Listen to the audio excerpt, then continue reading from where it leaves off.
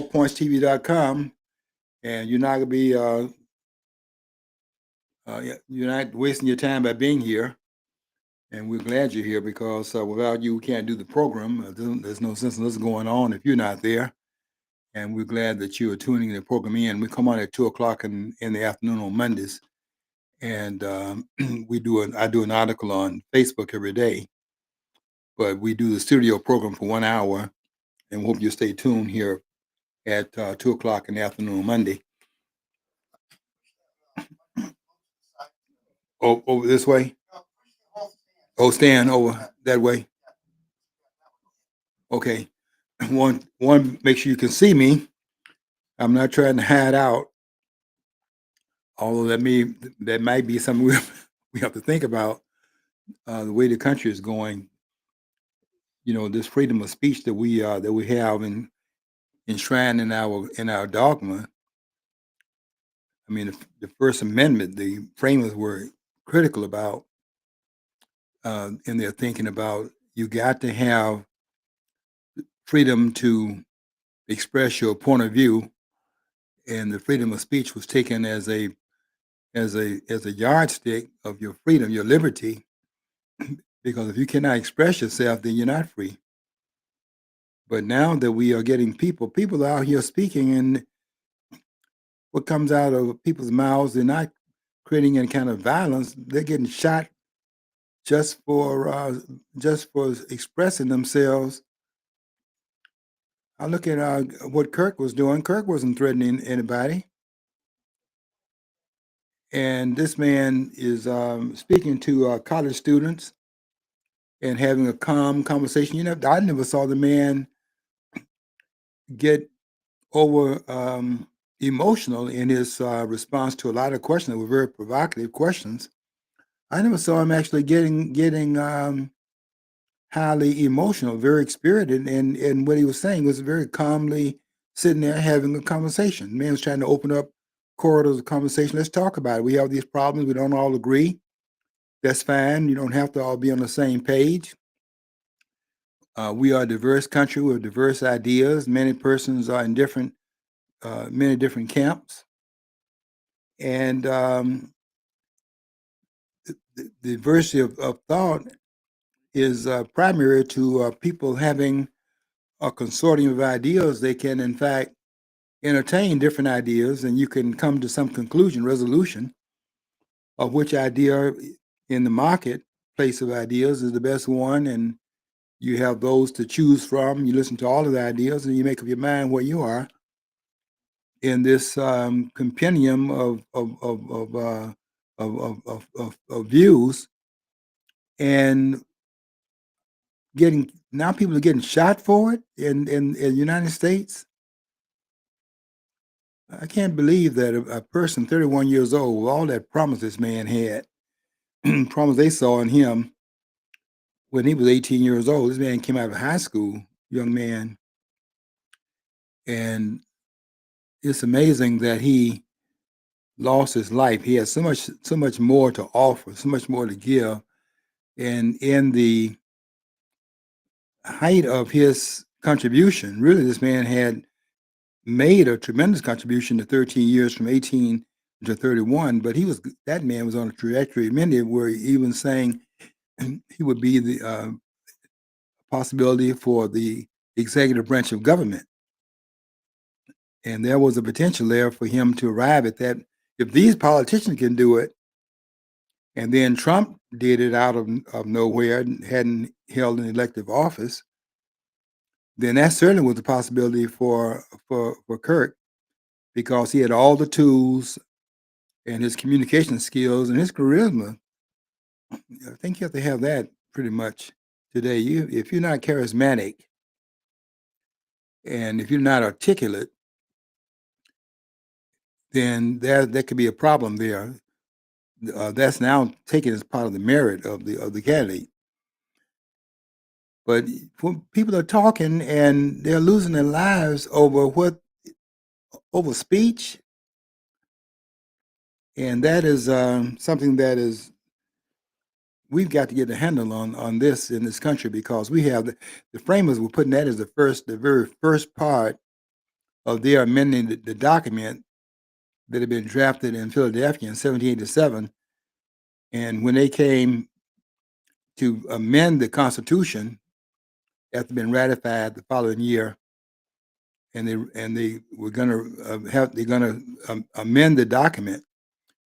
The First Amendment was to protect people's right to say what they had in their mind and have an exchange of ideas, because that's how you encourage the democratic process, through it being informed and getting the best ideas in the marketplace of ideas, putting that on the table, and we can discuss it and go from there. You can't discuss anything. You can't do that on your own, because you may be, you know, concentrated in a certain area. Your understandings are in a certain place, in a certain corridor of your thinking.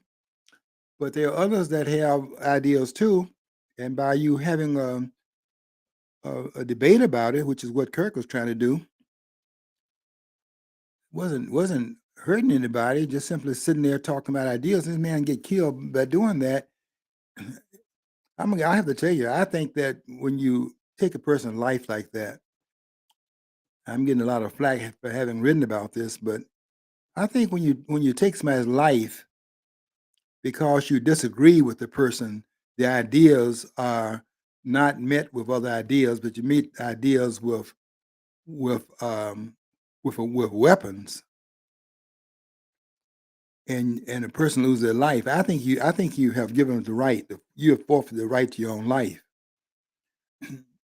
And I said, when I said it in the post, I feel very strongly about the amendment, because if you take that privilege away, not by passing laws against it, but if you're out there expressing yourself in public and um, they're firing on you for what you say, and that goes on, and the person escapes punishment, or he doesn't get the punishment he deserves because you take a life under those conditions, I think that you forfeit the right to your own life. And I just look at what is happening now in this country. It's so dangerous. They what we're discussing now and what is going on. We're going to see how the court comes down on it. I could tell by the way they were doing the questioning, the line of questions going on. Roberts, Sotomayor, and some of the others. They were the line of questions were that this tariff policy of the president. Donald Trump has been instituting a lot of tariffs, and the question that's being raised here is he able, as the president of the United States, to do that? Because in Article 1, Section 8,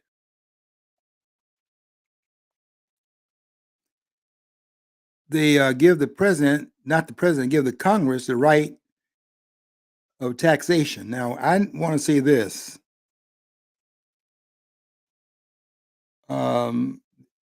Whenever the Constitution gives a right, and it makes that right exclusive to a certain part of the government, it says that in the document. So that's the first thing you have to keep in mind here, that whenever the Constitution assigns a right and it intends it to be the sole arbiter of that right, the sole possessor of that right, the sole carrier of that right, then the Constitution says that in words. Now, what happens is that you look at through precedent and through tradition, which branch of government is best able to carry out some of the particulars. And I think you have to look at through the tradition and through the habituation of it, Congress has played a role in taxation. It doesn't the Constitution does not assign an exclusive right to taxation, but that's not the issue here. The issue is whether or not the president can use a form of it. Tariffs are, you could say, tariffs are in a way uh, taxes because it's taxation on goods coming into the country. You can't put taxes on goods that are exported out of the country. By the way, Congress can't do that either. If you're exporting goods out of the United States, you can't put a tax on the goods that are being exported. Now, interestingly enough, when goods are imported into the country, then there's an importation tax. You see that in Article 1, Section 9, when they're talking about the importation of the, during the time of the slave trade, they were talking about um, a tax could be placed upon the population coming into the country under um, indentured conditions and or servitude conditions. And it was saying here that that would be that could be taxed, and the Congress would be the one that would be doing that out of the fact that they're probably more able to do it given its responsibilities and it would be better. I mean, can you see the courts doing it? You can't imagine the courts getting involved in that. And you really can't see, given the tradition that we've had passed down all these years, you can't see the president doing it. But the question is whether or not there is a prohibition against the president engaging in it.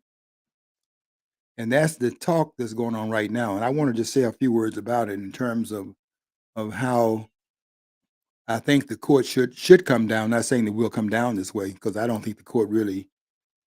I don't think the I don't think the court really cares all that much about what the Constitution says. Um, I, I I think that that's what Mark Levine's writing about in his book called "The Men." And the men, if, at one time, just men on the Supreme Court. He has a book called "The Men in Black," and the subtitle of it was the how the Supreme Court is undermining the integrity of the law in the country by some of the rulings that is made. And when you go back and look at the history of the court, you see that. Yeah, if they are interpreting the Constitution and that's been the grounding point of the rulings, then why are they able then later on to change their mind about a ruling they made if the ruling itself is written in the document and the document is unaltered in the areas in which they are now making that particular change? There's nothing different in the Constitution in 1896, for example, in 1954.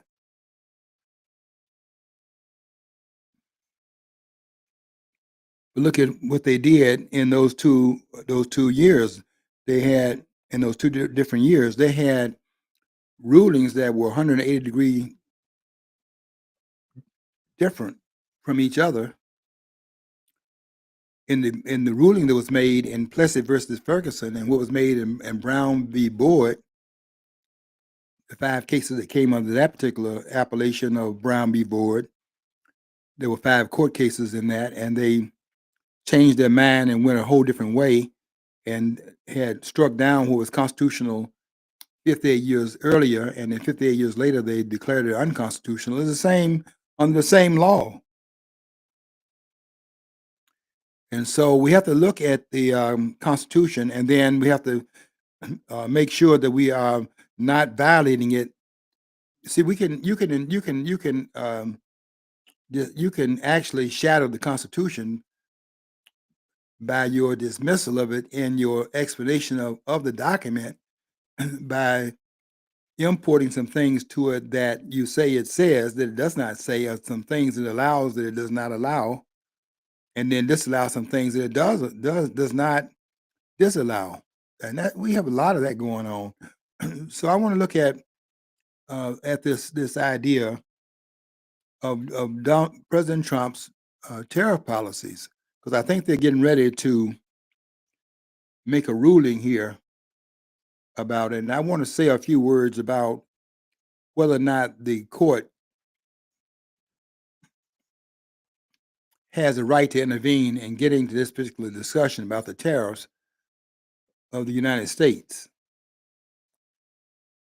And it's really quite dramatic when you think about how the court is now making rulings about almost everything. It's telling the president what he can and cannot do. And okay, and can you put troops in Portland? And I mean, where does this authority come from? Can the president of the United States, who's talking about putting troops in these cities, can the president do that? And what part of the government is qualified over and above the president to tell the president he can and cannot do that? You're telling the president he cannot deploy troops in American cities, and the president is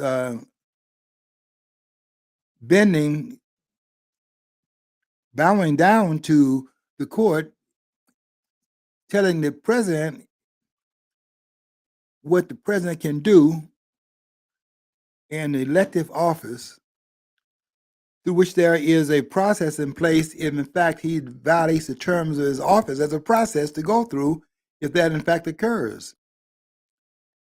But if you have the president being told he cannot do it, and the process through which you can hold the president to account is not used, then what you have here is a usurpation of the authority of the president of the United States that is not denied in the document, but denied by the members of the Supreme Court, none of whom are elected officials but are appointed to the court by the president. That doesn't make any sense based upon what the Constitution points out and what the framers had in mind when they laid out the document. They didn't have in mind of the president taking orders from the Supreme Court. I was pointing out a couple of weeks ago something that nobody else has pointed out, but you can go and look at it for yourself. I was pointing out that the only place that the word Supreme Court, both words capitalized, the only place that goes on is outside the Constitution of the United States. It's never capitalized in the document.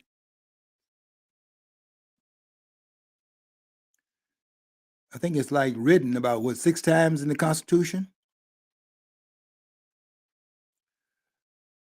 Not one time is that word capitalized when it talked about Supreme Court, because they're not talking about Supreme Court in terms of how you see it right now, in terms of Supreme Court, meaning it is the ultimate voice in how the law is to be uh, uh, conjured up and viewed by the 3 branches of government, and the courts would have the last word, and so on and so forth, because it's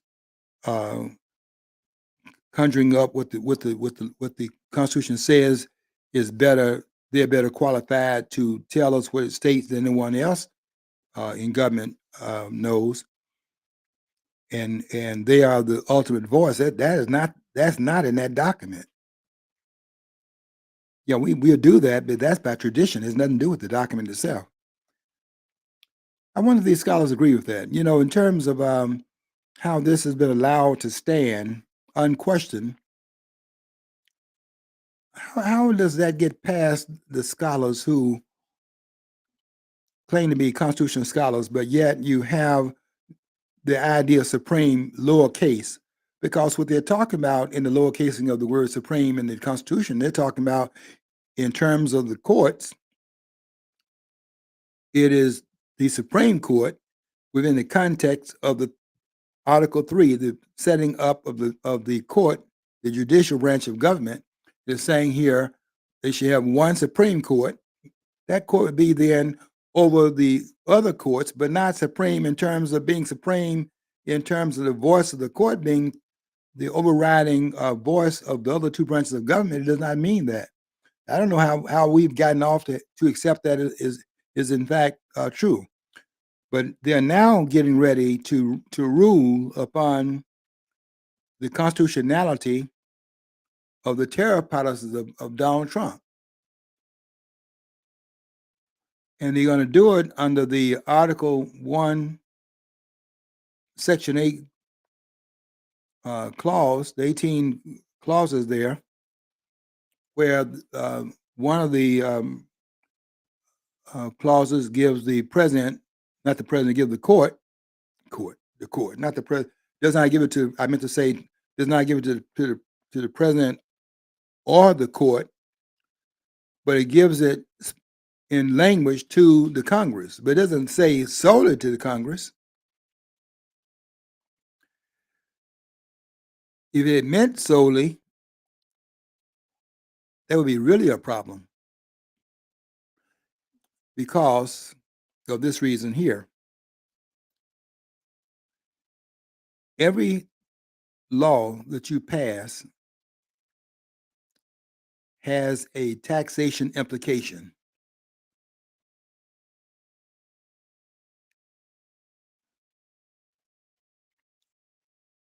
If you, for example, have the printing of dollars, and the printing of dollars goes on, then there is a taxation in the printing of those dollars because those dollars will weaken the dollars already in circulation, and it weakens the dollars already out there. And so therefore, when you put more dollars out there, it increases the price of the product because it decreases the value of the dollar. And in the exchange between the two, the product and the dollar bill, the value of dollar bill goes down, therefore the price of the product goes up, and there's a taxation in it through the inflation. If you say that that you have to authorize that, then you have to say then you can't have it. You have to do what they think they can do in Congress right now. And they think they can actually pass a bill in Congress. That's how silly they are. They think they can pass a bill against inflation. They got an anti-inflation act. This guy just came in New York was saying, I was listening to him this morning, and this guy thinks he's going to be able to carry out that agenda that he actually ran on, saying that he's going to carry out this rent control type of thing. He's going to hold the prices down so that he's promised that this is going to be at this rate, it's going to be free, and so on and so forth. And you can order that through government mandates. Yeah, you tried that. You tried it under Carter. You know, these government regulations and all regulations cost. There are no regulations you can put on the books that don't have a cost to it.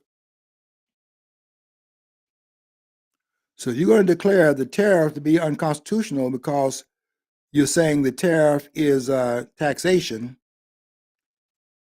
then you're saying that anything then that money is in fact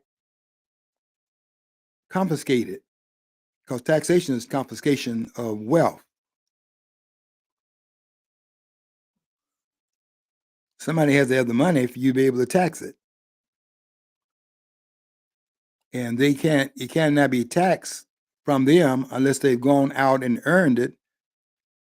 And because they want to keep it, I'm just like Thomas Sowell in terms of saying that it's interesting how those that want to keep their money that they work for, they call that greed, but those that are coming in to take the money and confiscate the money they work for and they want to keep, they want to say that they're wanting to keep the money they work for is greed, but the government taking it from them, there's no greed involved in that.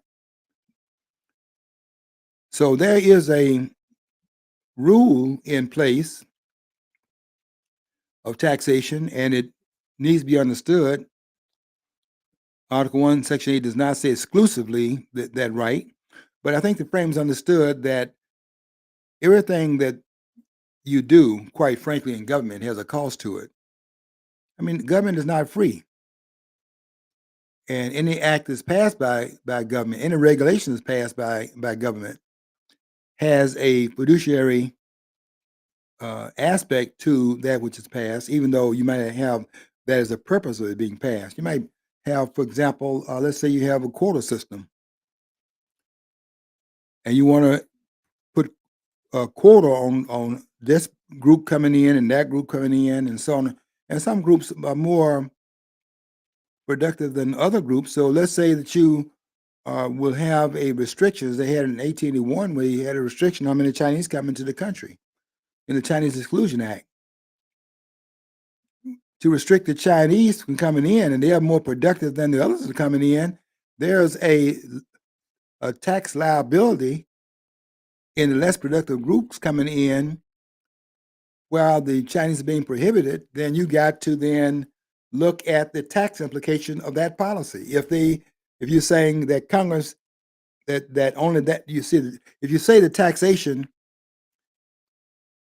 then the point of the immigration of the country, if you have the limits of immigration by, let's say, the president is going to do something with immigration, that has an implication in terms of taxation, because you let these groups come in here and some of them don't produce anything. They come in here and do what what I was looking at the numbers the other day, the Iraqis, they're not like up there at the very top of the chain. The people that are getting the welfare on these programs.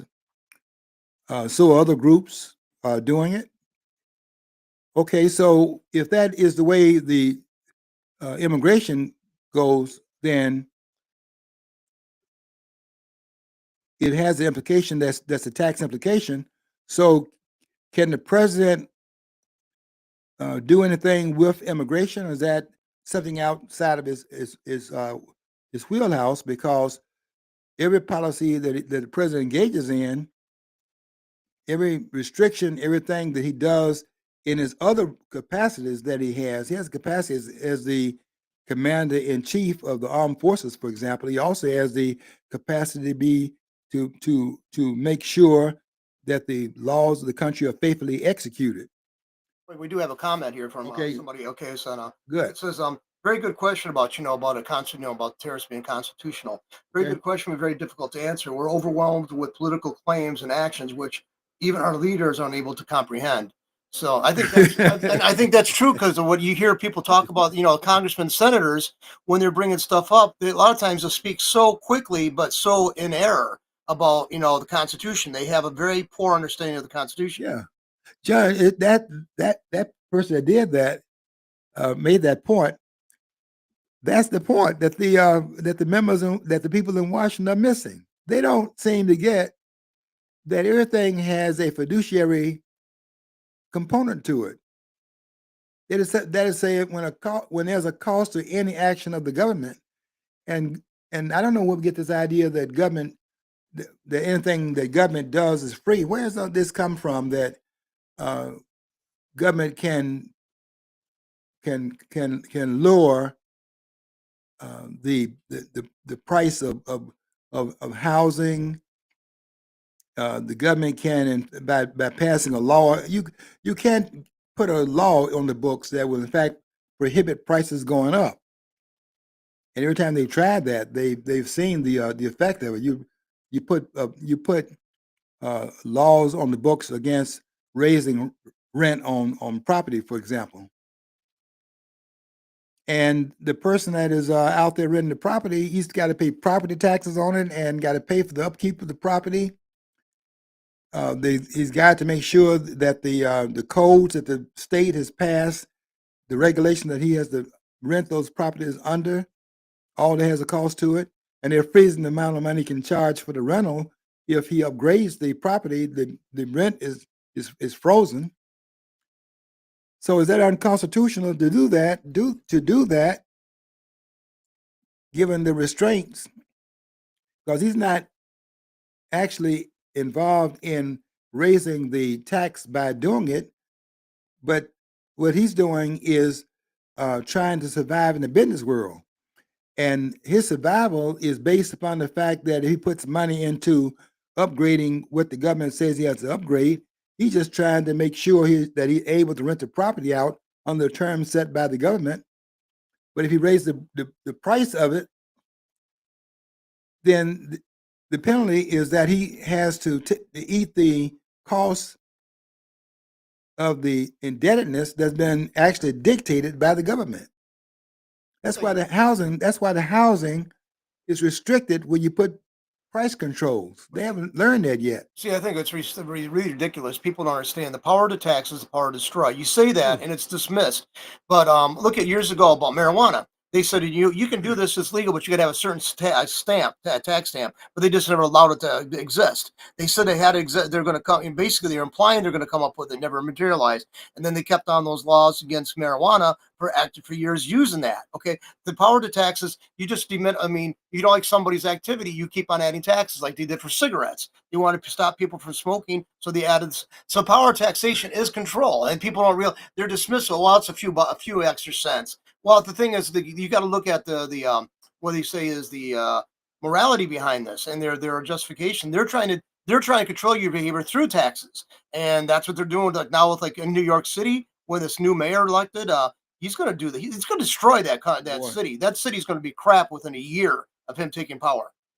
John, they already are getting some buyer's remorse because they're saying now that let's say he had the intent. Not the naivety of it is astounding, but let's say he had the intent of doing the things he was promising during his campaign. Just the naivety that's involved in it is shocking because you're not going to be able to do this. What the subway will be free. The government's going to run the grocery stores. I mean, this is madness. But it sounds good to people that do not, go into the details. They don't ever sit down and talk about, okay, what is the cost of this policy and that policy. They never get into that.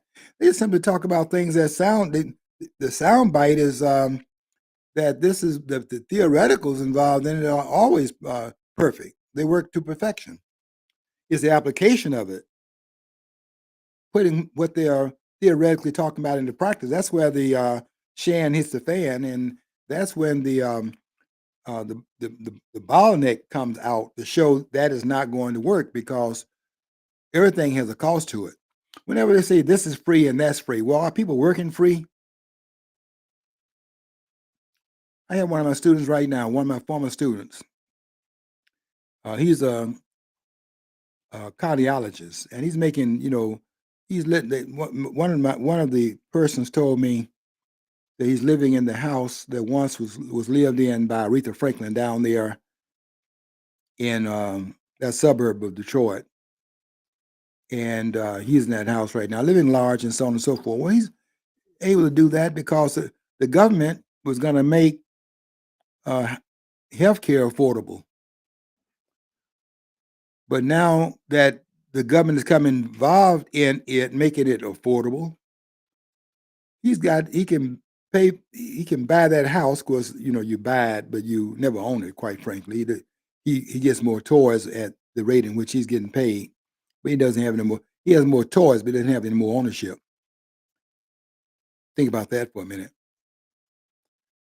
But the government got the reason why he's making so much money in the area they went into is because the government was going to make the healthcare affordable, and whenever the government makes it affordable, they think they can do it by simply passing a law, and then it becomes more affordable. The government gets involved in everything the government gets involved in because it's not subject to fiat constraints.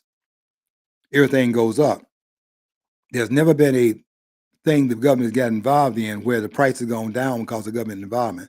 Government's always gone, the cost has gone up, and the limits of that it causes has gone down. The quality has gone down. The numbers of that the availability has gone down. And you saw that in terms when they tried to do the same thing in the oil and so on and so forth. Well, look at those lines that it created. People around the block waiting to get in line to go up to the gas station to get gas. And when they got there, found the gas, they ran out, the gas pump wasn't working anymore because they ran out of gas because the supply and demand was being suspended by these fiat regulations put in by these mad, power-hungry politicians.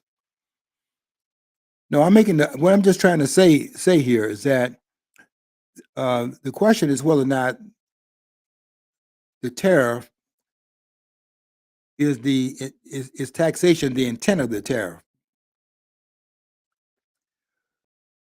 Also, does the law in Article 1, Section 8, does the law that assigns, not exclusively, it doesn't say solely, but it does say Congress shall have the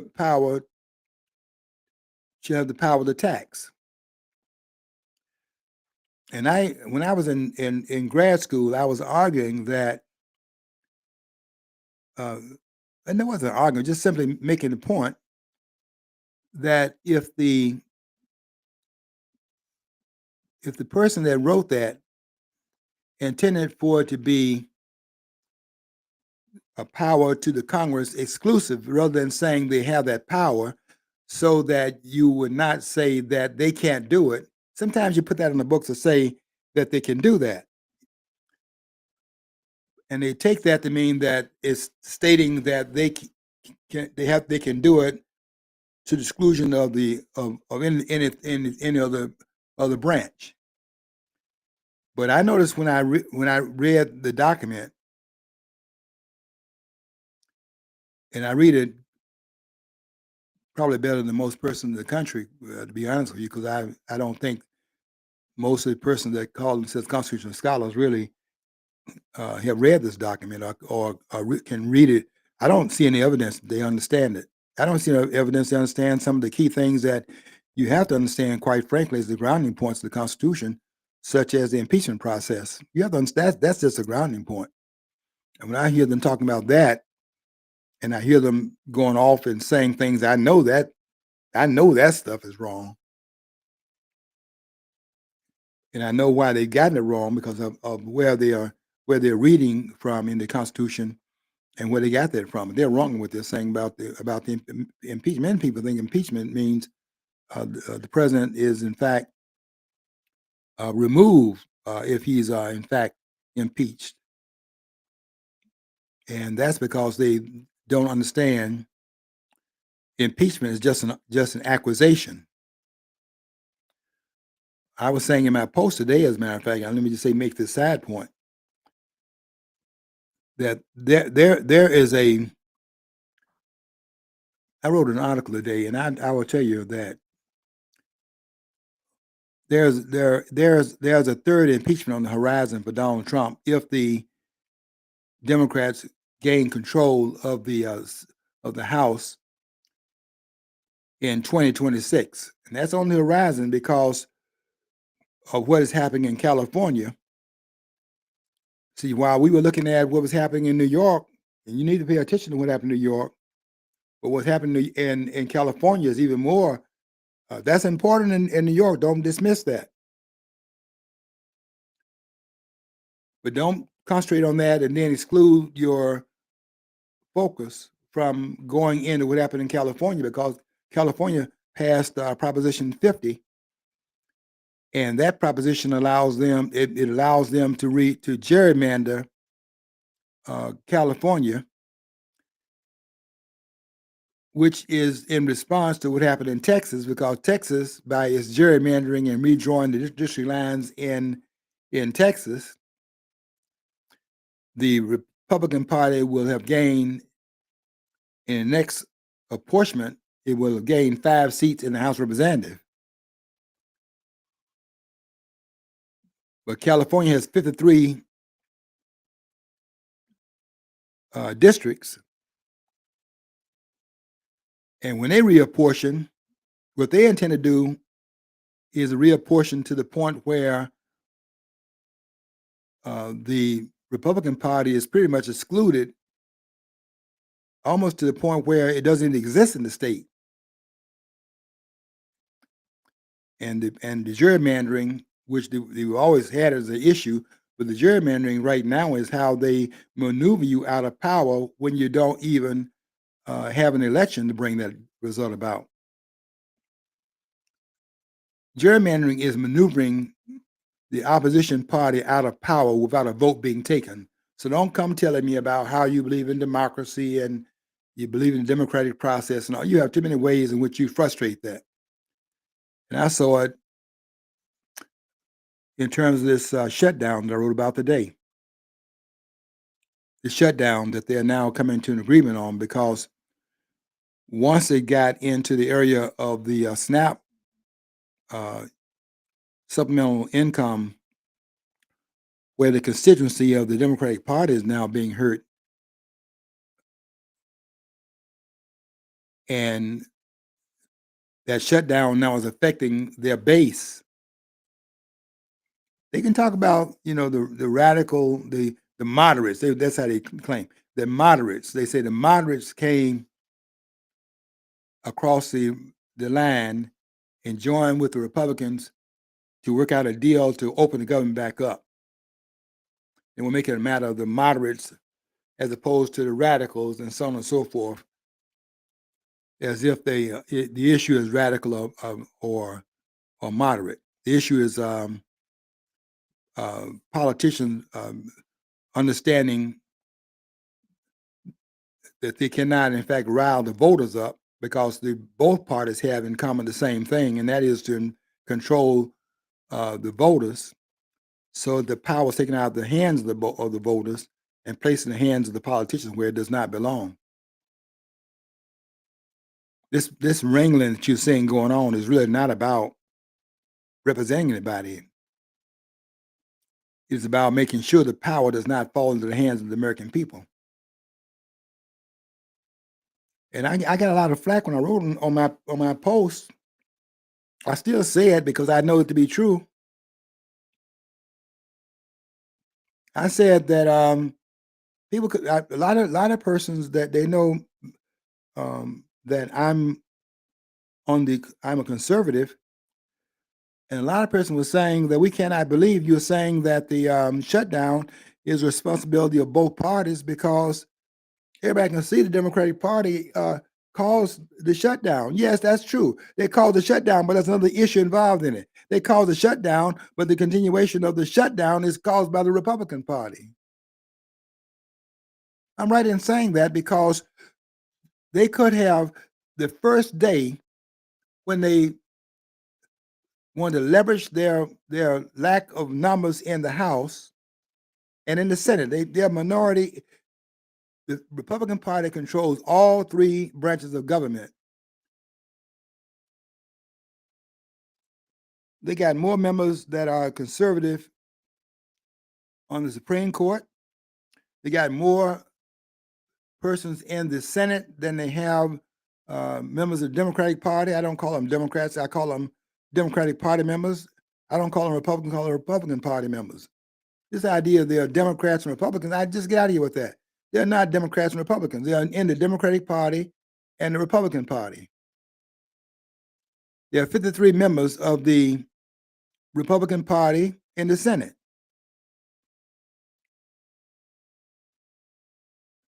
There's a majority of the members in the Senate that are in the Republican Party. There's a majority in the House of Representatives that is also majority of the members in the House that are in the Republican Party.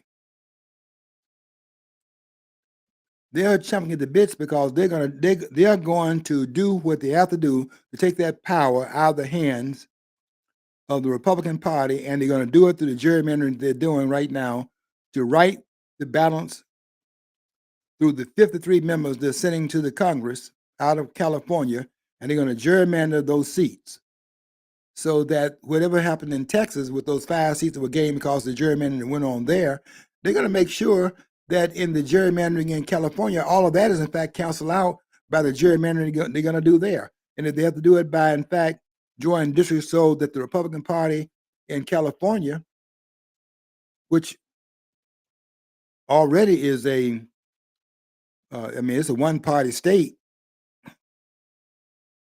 So what they're going to do is simply draw it so that the numbers they send to the House from California, whatever the numbers are already smaller than the constituency they have there.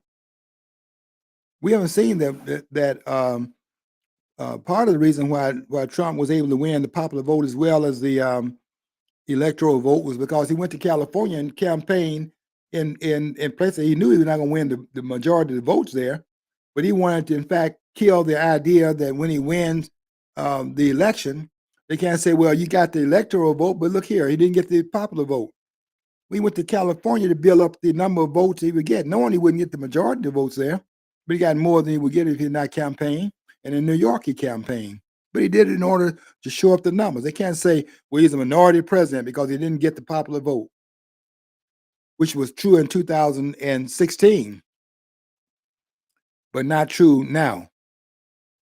He got the most electoral votes, 300 and I think he had 312, either 308 or 312 electoral votes in the last election.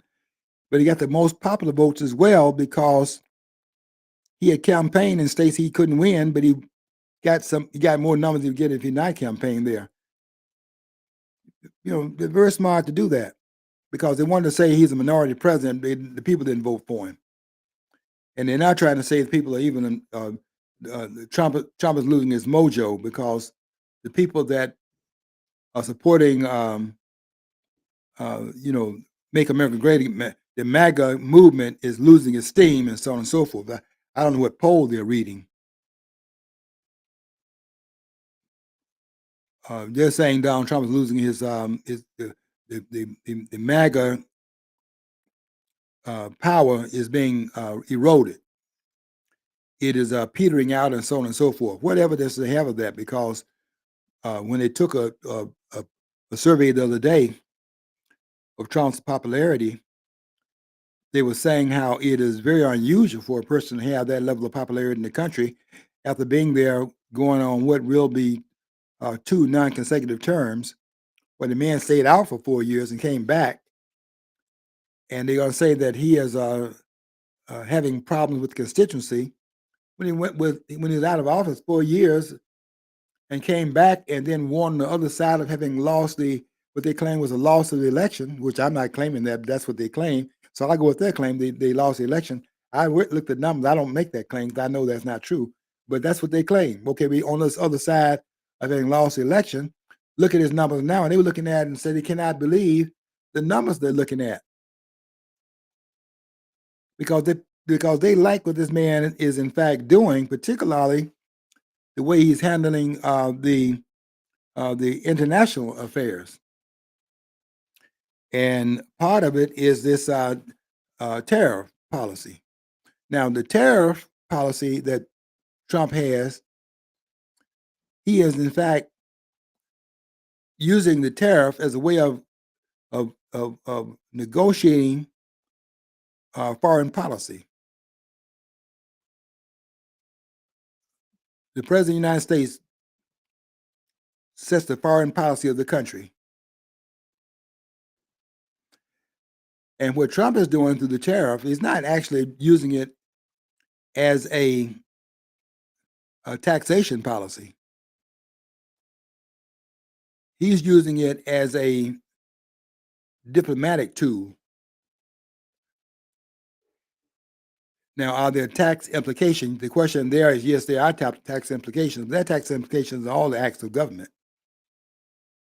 If these politicians could understand that, they would stop talking about free, free, free, because nothing is free. Government cannot move free, and it doesn't actually have any money of its own because it doesn't produce anything. Politicians are non-producers. Government is a non-producer. and all it can do in order to have money in its coffers is that it must confiscate before it can actually spend anything. So all the money that it taxes, I mean, taxation, we fought 2 wars over it, 2 major wars over it. Taxation is theft. But under the color of law, the government can do it because the government has the power of taxation. But taxation being theft, the government has the power to confiscate and take and rob. What's that book by who's that by Dominic? What's his last name? That wrote this book called Daylight Robbery. It's a very good book. But they're talking about daylight robbery, not putting masks on. Unless it's COVID, they aren't putting masks on to do it. They go in there without a mask, without a scarf across their face to hide their identity. They're not doing that. They go in there boldly and pass these laws against they confiscate. I've been there a number of times with them because every time they have wanted more money than I sent them, that I don't owe them any money. First of all, I know that for a fact. I don't owe them any money. By the way, was it Dominic Frisby? That's his. That's him. So I looked it up on Amazon. So Yeah, daylight robbery. Daylight Robbery by Dominic Frisby. Frisby. What's the subtitle? How tax shaped our past and will change our future. Yeah, Dominic Frisby is a offshoot of the work done by what's that person's name that wrote the book called number of books. His writings were on taxation, and I can't think of his name. His name slips him, but he's Dominic Frisby is an offshoot of that writer, and also the book written by Aubrey de la Southern Court's book called Organized Crime. And when I first picked the book up, I thought I was going to be reading about the mafia. I was reading about the mafia, but I didn't think I'd be reading about the guys saying in that book. Not that I was not aware of the government being a mafia outfit, but I didn't think he would be making that case in that book. But that's what the Southern Court's Aubrey de Southern Court's book does, called Organized Crime. He's about these gangsters in government. These guys are just taking people's wealth and doing with it what they want to do. You don't have any say in it. They're doing it, and your voice is not to be taken into account because they can do it under the color of law, and they are the law. But this is daylight robbery, and it's not robbery that goes on under the name of robbery. It goes on the name of taxation. Now, can the president, in fact, involve himself in it? Well, there's no prohibition saying he can't do it. The word soul is not in Article 1, Section 8 of the Constitution of the United States. They use the word soul in certain parts of the document now. When they meant to say exclusive, they said exclusive. They said soul. When they meant to say that, they were very generous in terms of the application of that word. You see it in Article 1, Section 2, Clause 5, for example. The House should choose a speaker and shall have the sole power, S-O-L-E, the sole power of impeachment. That means the Senate cannot do it, the president cannot do it, and the Congress cannot, and the court cannot do it. The House of Representatives shall have the sole power of impeachment. And in Article 1, Section 3, Clause 6, it says the Senate should have the sole power to try all impeachments, all federal impeachments. Only the Senate, because it says the sole power, no other branch of government can engage in hearing the trial of an impeachment other than the Senate, because it says "soul" there, but it doesn't say "soul" in the Article 1, Section 8. And I think the framers were pretty much aware of the fact that everything has a taxation aspect to it. I mean, there's a cost involved in it. So anytime you got to pay money, money's required of. I mean, because the government doesn't have any money of its own. It doesn't it? If you don't, the politicians don't produce anything. A lot of noise. They don't produce anything. They're non-producers. I consider them to be welfare cheats. They on these people, these politicians on welfare. They live on the. That's why they don't want to. That's why they don't want to retire. Nancy Pelosi has been there. She's going on 84 years old. I think that Dianne Feinstein, when she passed in her seat, was 92 years old. The woman died in office because they're not going to have that kind of influence and have that kind of wealth in the private sector with the skills they have. They're not very skillful people, first of all, because they don't run anything well. They don't run the government very well. Look at the condition of the country. And you can see they're not doing a good job there because the country's in.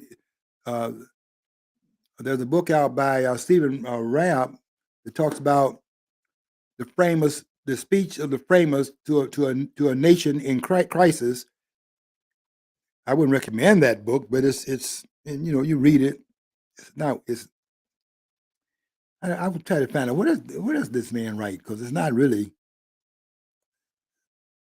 it's not worth. I would not recommend it as a book to read you're reading and your time is limited. I wouldn't expect you to spend a lot of time reading this book. Not a big book, but it's supposed to be the framers. What would the framers say today to this nation that is in crisis? And after reading his book, Stephen Rabb, Rabb, after reading his book, I'm still trying to figure out what the message would be that they would be saying to this nation that is in crisis, because what they would say this nation in crisis, they've already said it. They said it in the Constitution of the United States, and they said it in the Federalist Papers. And I think that's pretty. I mean, what else do you expect them to say? The 85 Federalist Papers, they've already said what they would say to a nation in crisis. They've already said it. And if you had listened to what they said, the nation would not be in a crisis then, because it's in a crisis because they missed their voice. And it would be ridiculous for me to be. I don't know why I sat there and read the book, quite frankly, because what would they say to the nation that is in crisis? This crisis that they created is a politician crisis. They would say what they've said to them already. They would not change their mind. They'll be horrified by the fact that what they said had been so dishonorably dismissed by those that are in government today, because they're not. I don't hear anybody talking about Have you heard anyone say anything about Madison? How many times have you heard the word Alexander Hamilton, who wrote 51 of the Federalist Papers? How many times have you heard the word Hamilton purse their lips? And the lawgiver, James Madison, if you go up there and say, mention James Madison's name to Ma'am Danny in New York, you mention James Madison and you're not talking about Muhammad and Marx, but you mentioned Madison, I think you might be thrown out of there, the way these guys are talking. The lawgiver of the United States, Madison, and they're going to mention him in the context of anything that's going on in this country today. Madison is totally out of place here today because they have washed their hands of Madison. I don't hear any of them talking about Madison said anything. It's all what was said more recently Marx in 48, all of that is yesterday. When Madison's writing in the 18th century, these persons writing in the 19th, the 20th, and the 21st century, and that's what the going rate is now. It's not what the framers. I don't hear anybody mention the framers. But what they did in terms of the reason why the president is being called on the tariff, they want to call him on it because they want to hamper the president's hands and temper what the president's in fact doing as an independent arbiter of the government within the executive branch of government. He's being independent of that in that branch of government. And if that's not true, then why do you have a separation of powers? So the president is independent within the second branch of government, legislative branch, Article 1, Article 2, the executive branch. He is the independent arbiter singularly in that branch of government. And to give you some idea of the power that was placed in his hands, basically because who the president was George Washington. They put that power in his hand because of their confidence in this country's greatest president, George Washington. George Washington was the greatest president this country's had. He stands up there by himself on his own Mount Rushmore. They should not have confused it by putting others up there with Washington. They should have put Washington on one side. If you're gonna have others up there, then put those on another side of that mountain. But on Mount Rushmore, on the front of it, Washington up there by himself. And then you can add the others, and you would be more. You would have what Sowell talked about, the constrained vision. The constrained vision would be Washington over here, and then the others that are lesser endowed in that office than he was. He's the creator of the office, the mold of the office. So Washington up there by himself. But okay, if you got them up there, and it's confusing people believing that that this man has peers. This man doesn't have any peers. George Washington was the greatest president this country's had, and you can have all this stuff that you talk about. I heard it all when I was in grad school, and I'm sitting there as they drone on and on. And sometimes I was inappropriate in those classes because I knew I'm not going to sit there and take that. I think they couldn't stop me though because I had memorized the document. So when I went to them and had to defend my thesis, I had memorized the document, so I was able. I know a lot of it right now from that time period. That's since 1994. I still remember a lot of the document verbatim. But at that time, when I was in there, I noticed they were down there kind of doing, how they shuffle their papers and they're trying to find out what they're going to do next in terms of putting you on the hot seat. And I was quoting where it was found and so on and so forth. And they looked up, after a while, looked up and wanted to see,